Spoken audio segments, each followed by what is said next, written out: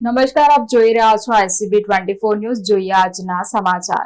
Vadodara Halol road પર Kotambi international cricket stadium નજીક આજે વહેલી સવારે એક અત્યંત હૃદયદ્રાવક અકસ્માત સર્જાયો છે.